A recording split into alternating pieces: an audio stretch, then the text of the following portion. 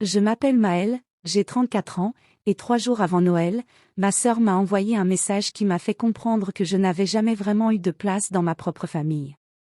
Cette année, nous faisons Noël entre nous. Ne viens pas. Pas d'explication. Pas de discussion. Juste ça.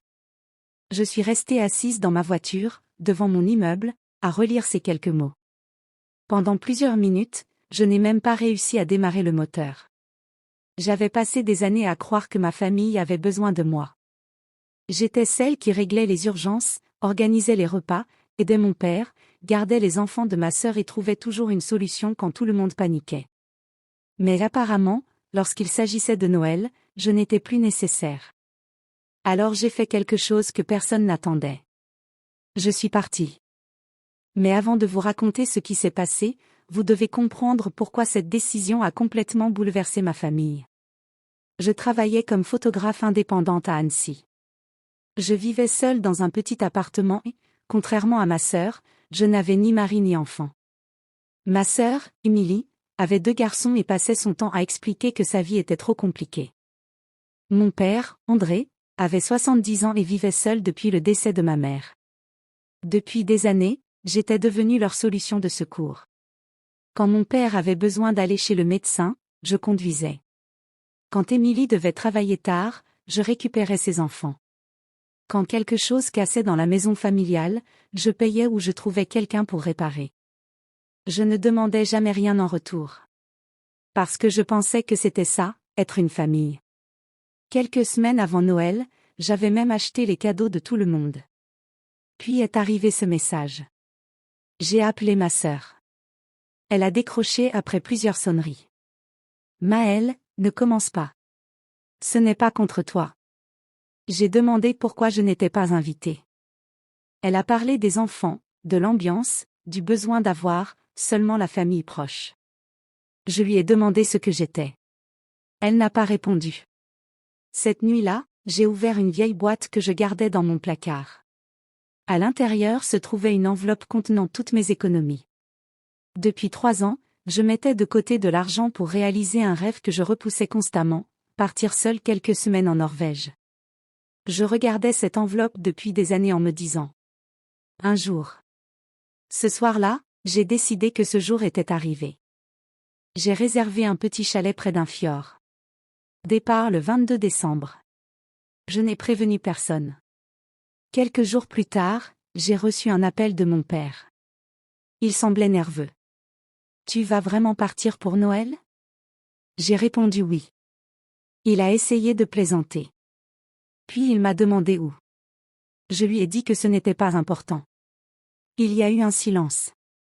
Puis il a simplement répondu. Tu sais que ta sœur est très stressée en ce moment. J'ai compris. Même maintenant, on voulait que je culpabilise. J'ai raccroché. Le lendemain, mon neveu Hugo m'a appelé en vidéo. Il voulait me montrer son nouveau jeu. Nous avons parlé quelques minutes. Puis il m'a demandé. Tata, tu es vraiment fâchée contre maman ? J'ai répondu que non. Il a hésité. Pourtant, elle disait que tu ne devais pas savoir avant Noël. Mon cœur s'est arrêté. Savoir quoi ? Il a regardé derrière lui. Je sais pas. Il parle d'une maison. Puis il a changé de sujet. Une maison. Je n'y ai plus pensé jusqu'au lendemain. Je suis allée chez mon père pour lui apporter ses médicaments. Dans son bureau, j'ai remarqué une pile de documents. Sur le dessus, il y avait mon nom. Je n'aurais probablement jamais dû regarder. Mais je l'ai fait. Et en quelques secondes, j'ai découvert quelque chose que ma famille me cachait depuis presque 2 ans. La maison familiale était lourdement endettée. Mon père avait contracté un prêt après le décès de ma mère. Et depuis 2 ans, quelqu'un remboursait discrètement une grande partie des mensualités. Moi. Mon père m'avait demandé de l'aider. Il m'avait promis que personne ne le saurait. Je pensais que je protégeais notre maison. Mais au fond de la pile se trouvait un autre document. Une estimation de vente. La maison devait être vendue au printemps. J'ai appelé mon père. Pourquoi la maison est-elle à vendre ? Il est resté silencieux. Puis il m'a dit. Je voulais t'en parler après les fêtes. Après les fêtes. Comme si j'étais encore une enfant qu'on pouvait distraire avec des cadeaux. J'ai compris quelque chose d'encore plus douloureux. Ma sœur savait. Son mari savait. Et ils avaient tous prévu de me laisser continuer à payer jusqu'à la vente. Pendant ce temps, ils m'avaient exclu de Noël parce que je n'étais plus assez pratique pour eux. Je suis rentrée chez moi sans dire un mot. Le lendemain matin, j'ai annulé le prélèvement automatique. Puis je suis partie pour la Norvège. Lorsque l'avion a atterri, il faisait presque nuit. J'ai marché jusqu'au chalet avec ma valise, entourée de neige et de silence. Pour la première fois depuis des années, personne ne m'attendait. Personne ne voulait quelque chose de moi. Et c'était terrifiant.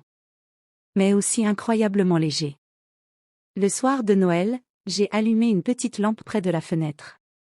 J'ai préparé un repas simple. Puis j'ai regardé les montagnes. Mon téléphone était rempli de messages. Ma sœur disait que j'étais égoïste. Mon beau-frère disait que j'avais abandonné mon père. Mon père écrivait seulement. Appelle-moi.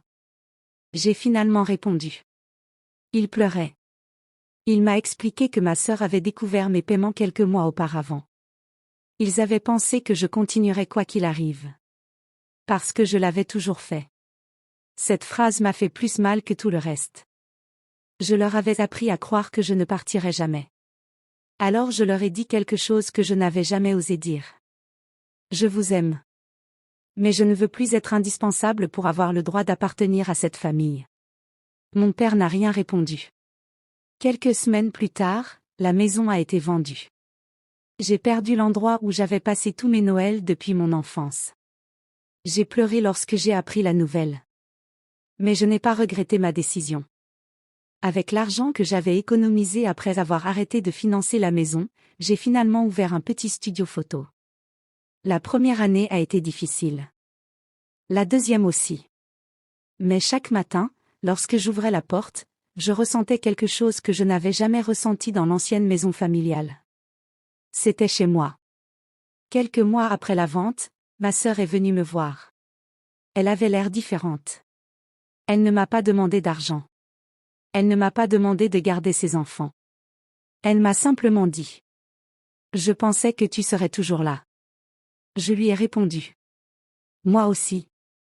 Nous sommes restées silencieuses. Puis elle m'a prise dans ses bras. Tout n'était pas réparé. Et je ne voulais pas prétendre que ça l'était. Mais c'était un début. Le Noël suivant, j'ai organisé un dîner dans mon studio. Il n'y avait pas de grande maison. Pas de règles. Pas de liste de personnes autorisées. Juste une longue table, quelques amis, mes neveux et mon père. Ma sœur est arrivée en dernier. Elle a regardé autour d'elle. Puis elle m'a demandé. Il reste une place? J'ai souri. Toujours. Elle s'est assise. Et ce soir-là, j'ai compris quelque chose que j'aurais aimé apprendre beaucoup plus tôt. Une famille ne devrait jamais vous faire mériter votre chaise. L'amour ne devrait pas être une récompense pour les services rendus. Et parfois, lorsqu'on vous ferme une porte au nez, ce n'est pas la fin de votre histoire. C'est simplement le moment où vous réalisez que vous êtes enfin libre de construire votre propre maison.